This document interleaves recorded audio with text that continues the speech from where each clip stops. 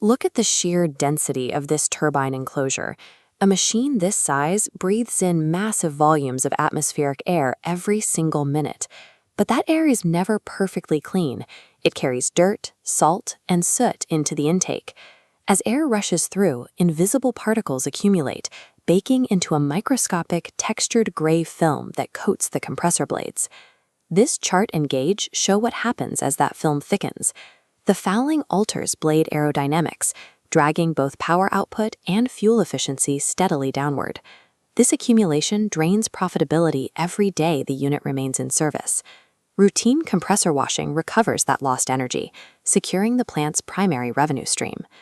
To get that power back, we have two completely different ways to wash the engine. The first is the online wash, which occurs while the engine is actively firing and generating power. For an online wash, the unit needs to be running above a minimum load threshold of roughly 1.5 megawatts.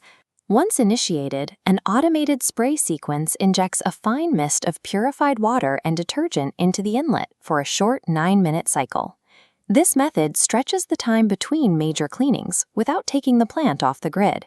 However, because it is a fast, gentle mist fighting against massive airflow, it cannot penetrate heavily baked-on deposits. For stubborn fouling, you need the heavy-duty solution, the offline or crank soak wash. This method requires the engine to be entirely shut down. Instead of fighting combustion airflow, the starter motor slowly turns the rotor at around 1200 RPM. A large volume of detergent is injected, left to soak into the deposits for 30 minutes, and then flushed out with multiple clean water rinses. Because this deep clean requires taking the unit offline, there is always pressure to get it done fast. Operators often want to start spraying wash fluid the moment the engine stops spinning. Think about the mechanics for a second. If you spray cold fluid into an engine that was generating 30 megawatts of power just minutes ago, what happens to the physical clearances between the internal parts? You trigger severe thermal shock. The cold water causes the thin outer metal casing to cool and shrink rapidly, but the massive, dense inner rotor holds its heat much longer, remaining fully expanded. That uneven cooling shrinks the physical gap between the two components until the outer casing permanently warps. The next time you start the engine, the fast-spinning internal blade tips will violently grind directly into that warped casing.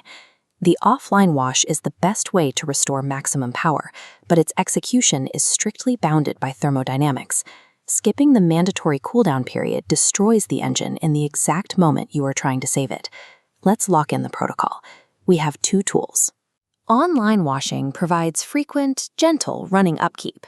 Offline crank soaking is the mandatory, deep-penetrating reset performed while the unit is completely shut down. Applying the right method at the right time keeps the compressor operating at peak efficiency. Mixing up their requirements leads directly to operational failure. We know the casing must cool down before initiating an offline wash to prevent thermal shock. Now we need to accurately define the exact temperature limit where that danger officially passes, so you know when it is safe to open the valves.